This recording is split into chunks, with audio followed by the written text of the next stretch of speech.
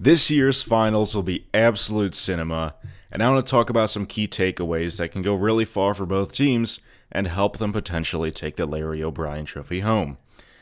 And I'm so excited for this finals, and I hope it goes to 7. I need this series to last as long as possible. We have the Knicks on one side versus the Spurs on the other side. And first, I want to talk about how amazing this Spurs playoff run has been in general, and then I'll talk about whatever key takeaways, blah, blah, blah, blah, blah. I just want to give credit for both teams, not just the Spurs. First, let's talk about the Spurs. This is this team's first playoff run, all as a core, like not counting De'Aaron Fox in Sacramento, as a core, like Wemby, his first playoff run in year 3. Stephon Castle, Dylan Harper, Carter Bryant, all the rest of the guys. This is their first playoff run together, and they made it to the finals. Their average age is like 24 or something like that. Wemby's 22, Stephon Castle's 21, Dylan Harper is 20. He's the same age as me. I'm 20, and Dylan Harper's 20. And I'll be turning 21 in November, so I might be like a few months older than him. I don't know. But this team is insane for how young they are to like achieve this much. And even if they lose the finals and they have a good chance of winning, this is still going to be insane for them to make it to the finals and potentially win. And they could. I could see them winning this series in like 5 or 6. I can't believe what the future holds for this team. If they're already making the finals, defeating the defending champions, and potentially winning in their first playoff run, oh boy. The next 10 years are going to be fun. For the Spurs, not for any other team, but for the Spurs it's going to be fun because they could definitely make it to the finals for the next 10 years. And for the Knicks, they made the finals. The last time they made the finals was 1999. They faced the Spurs in 1999, but they lost. And they were an 8th seed, and they made it all the way up to the finals. And that was the last time. They didn't win or anything, which is still, that was an insane year for them. But we get the rematch from 1999. It's going to be cinema. But the last time the Knicks won was over 50 years ago. It was like the 70s, something like that. It's been a while, New York. It's been a while. And I'm not here just to diminish the Knicks. They have a real chance to beat the Spurs. There's a lot of people like saying, "Oh, whoever came out of the West is just going to be." That's basically the Western Conference Finals is basically the finals.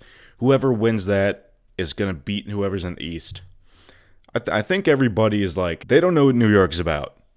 Just because the East was seen as weak or whatever else, they're like, okay, New York, they're not as good. This team is insane. New York, the East, yeah, sure, but like, the top of the East is good. Of course, you like, okay, the West is packed.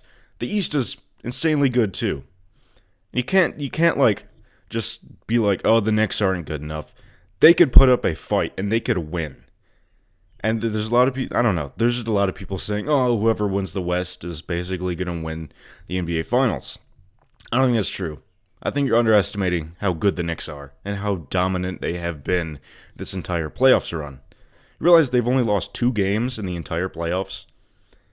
Only 2 games. They've only played 14 games in the NBA playoffs and lost 2 of them. They swept 2 rounds and 1 in 6 in the first round based off 2 CJ McCollum game winners. But still, this has been the most impressive playoff run for both teams. I'm so impressed. I was like, okay, Knicks can take the East this year, but like, even then, with expectations that they could win the East, I've been even more impressed with the Knicks. So shout out to both teams for making it to the highest stage in basketball.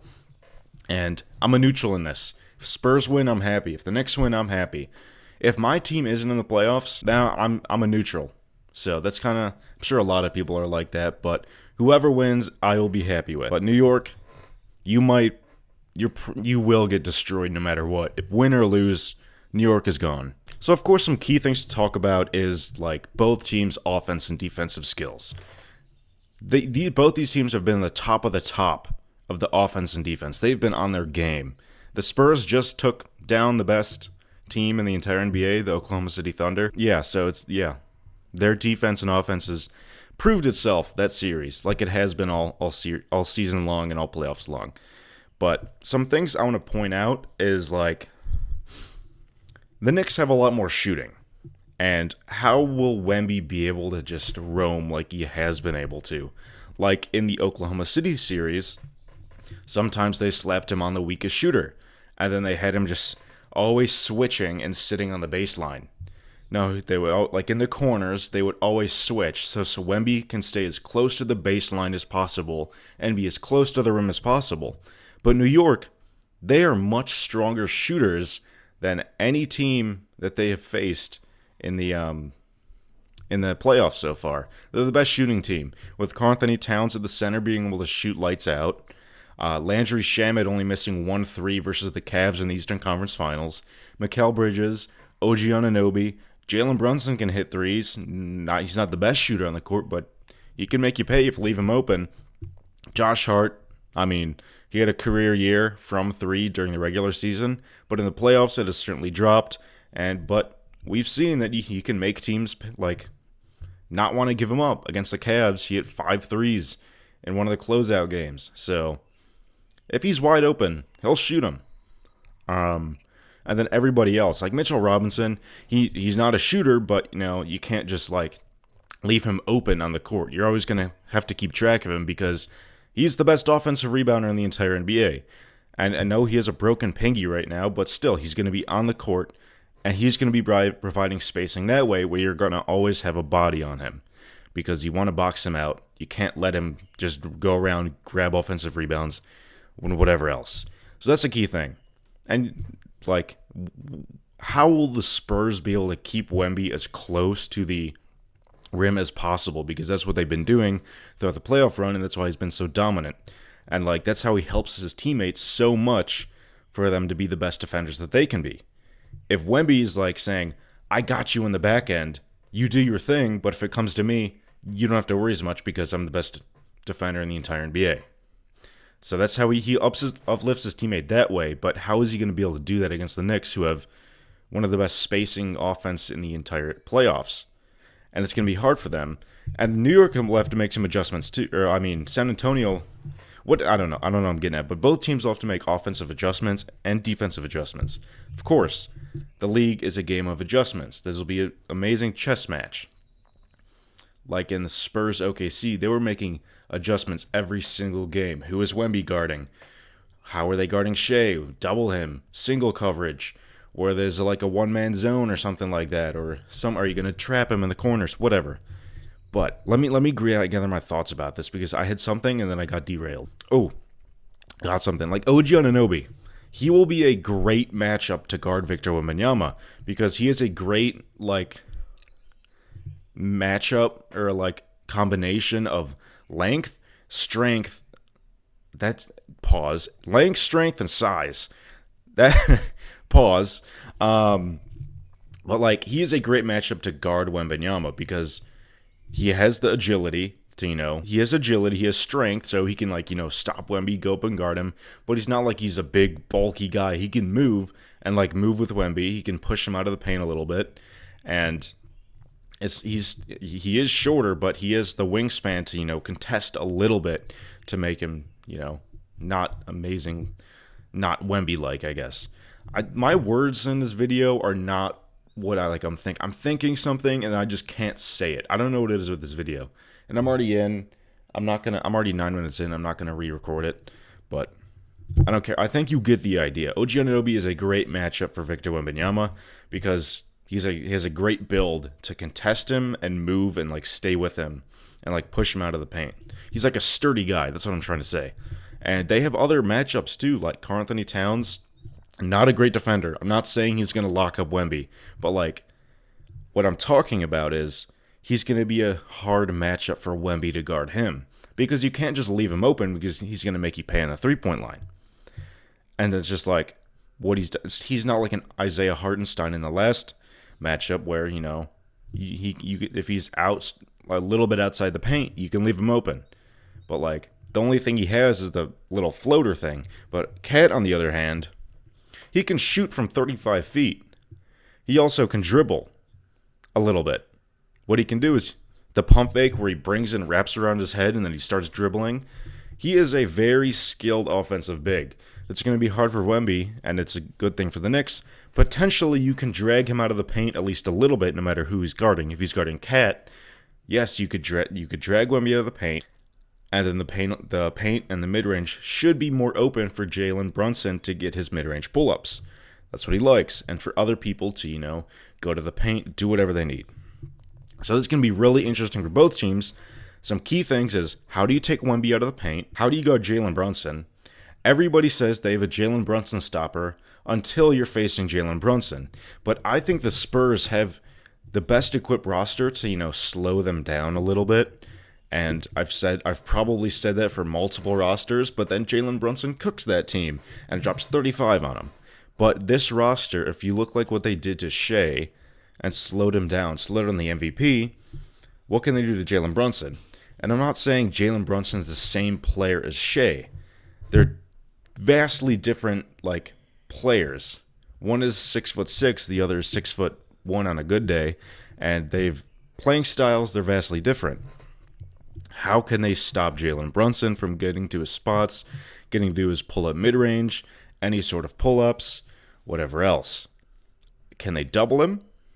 I don't know. Did that work with Shea? Did they work with other guards? I'd say go back to what they were doing in the whatever cup games. I know that's during the regular season. Lots of things have changed, but however I don't know. That's probably not the best idea. But how are you going to guard Jalen Brunson? How are you going to guard Cat? How are you going to bring Wemby out of the paint? How will New York maximize its shooters, because they have a ton of floor spacing? Maximize their shootings while bringing Wemby out of the paint to, get a ton of attention at the rim. And there's a few other ones that I have. Both defenses have been insane. Can you maximize Stephon Castle, De'Aaron Fox? I feel like they will have a better series. I don't know. Do I have anything else? Give me a minute. Let me think if I have anything else. I guess another thing is, what can Josh Hart do in this series? Because they'll probably be leaving him open a good amount because, of course, he will be the weakest shooter in a lot of the lineups. And I'm not saying he's the worst shooter ever, but in the regular season he shot 41%, but that has dramatically dropped in the playoffs, and he's the weakest shooter. So he'll probably get left open, so him hitting his open shots will be crucial for the New York offense, and, having Wemby not be sitting in the paint, because they could just do that. They could slap Wemby on Josh Hart and just say, Josh Hart's the weakest shooter, let's have Wemby just be the roamer that we have done before. But I don't know. Josh Hart can do a lot of different things. He could, crash the glass. He can make little cuts, play make out of that. He's, it's different than Alex Caruso because he could do a lot more than Alex Caruso offensively. He could do, he does the thing where he'll catch it in the corner and then drive a little bit and then make something out of that. So it's just driving and kicking. I'm not saying Alex Caruso is the worst offensive player, but, Josh Hart can do a little bit more than him on the offensive side. And maybe a little bit worse shooter. I don't know. So shooting-wise, Alex Caruso and him are similar, but, I don't know, they're just different builds. So I don't know. Josh Hart, a lot of question marks on what he will be doing on the offensive side of the ball.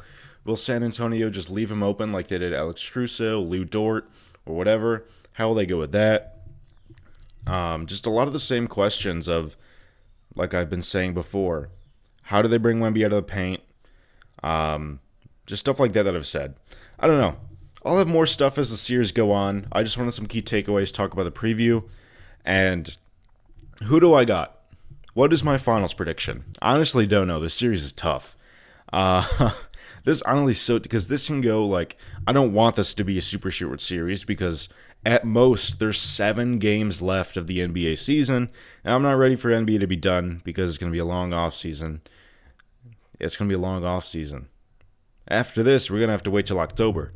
And I mean, there's going to be Summer League, the draft, free agency, but to watch basketball games again, real meaningful basketball games, it's going to be a long time. So, back to my prediction. Who do I have winning the 2026 NBA Finals?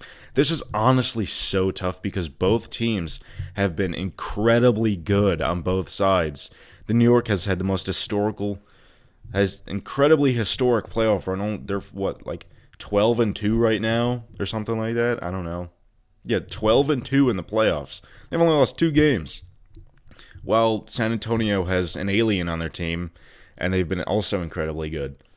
I want to say I'm like split on this. I'm honestly split. Like I could say Knicks in 7 or Spurs in 7, but I don't want to just say, oh, whatever, it's going to 7. I don't know. I honestly don't. I'm kind of leaning a little bit more Spurs, but like, and then when as I say that, I get a little bit pulled to the Knicks. I'm just gonna say right now, before game 1, I'm gonna say Spurs in 6. Spurs in 6. But I want to see what the game plans are. I'll have game by game stuff like that. I'll have updates doing whatever about the game plan, what they've switched up. But right now, I have Spurs in 6. So I'll see you guys after game 1. Game 1 is tonight. I'll see you guys in the next video. Peace.